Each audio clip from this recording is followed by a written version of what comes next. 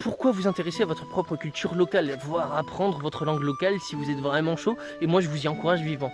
Je vois trois raisons à cela. Alors d'abord, première raison, vous faites partie d'une chaîne à travers laquelle vous avez reçu des valeurs, une culture, un patrimoine matériel et immatériel, que vous l'avez reçu de générations passées, qui l'ont fait fructifier, à travers laquelle vous vivez et que vous allez devoir transmettre un jour, que ce soit à vos enfants ou à d'autres personnes localement, ou voilà par exemple.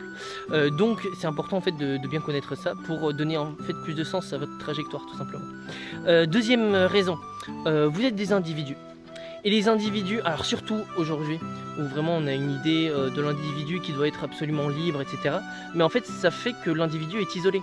L'individu, face à l'adversité et à des logiques globales sur lesquelles il n'a aucune emprise, à la fois politique, économique, tout ce que vous voulez, en fait, vous vous retrouvez isolé. Et au moindre pet de la société, en fait, vous êtes complètement démuni.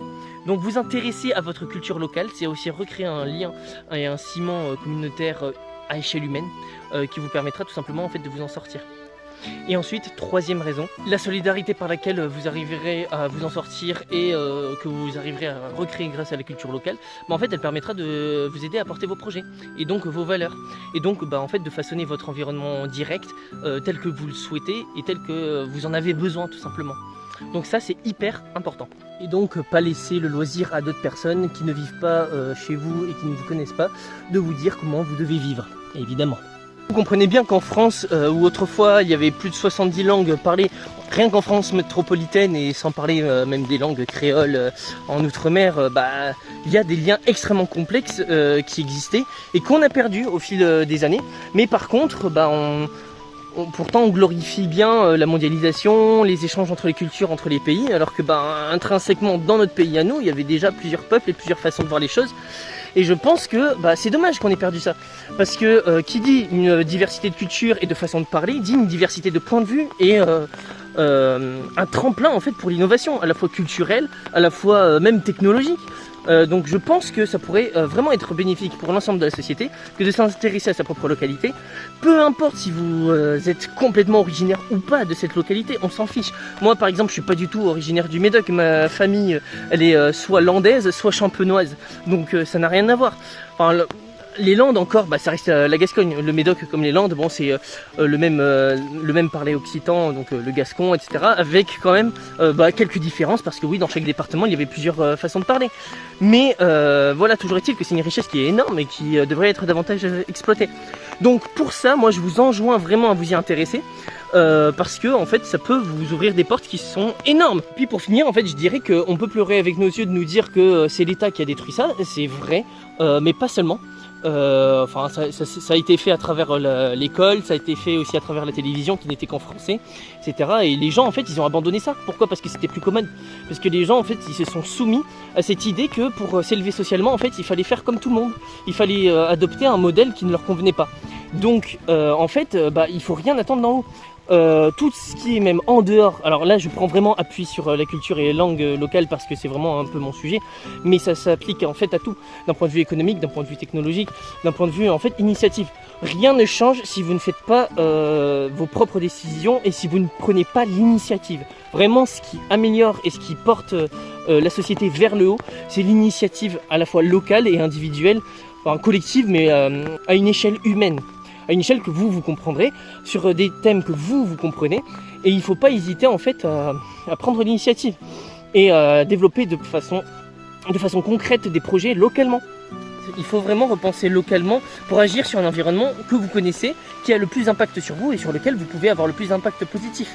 Donc c'est aussi pour ça que parler des langues locales ou s'intéresser au moins à la culture locale permettrait justement de recréer des liens communautaires forts entre les individus pour avoir un impact le plus positif possible sur le monde qui vous entoure. Alors j'entends aussi des gens dire que c'est du communautarisme, que c'est du repli sur soi, qu'on s'en fiche, que de toute façon plus personne n'y parle donc ça n'a plus d'importance.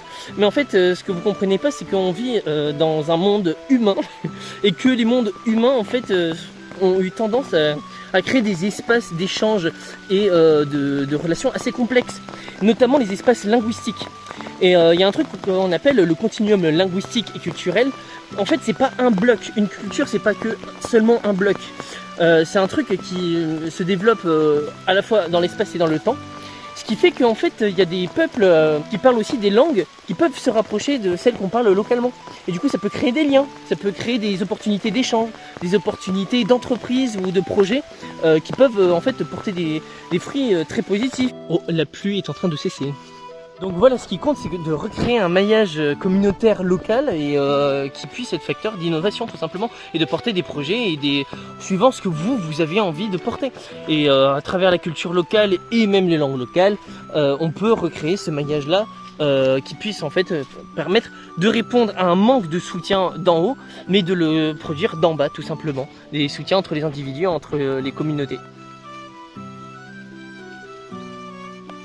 Et si ça vous intéresse aussi, je fais partie d'une association qui s'appelle Produits en Gascogne, où justement l'idée c'est de rassembler tous les producteurs et acteurs des pays gascons pour recréer justement cette communauté locale et en fait aider tous les projets un peu à se développer et en fait créer un réseau d'entraide tout simplement. Donc n'hésitez pas à nous contacter si jamais vous avez envie.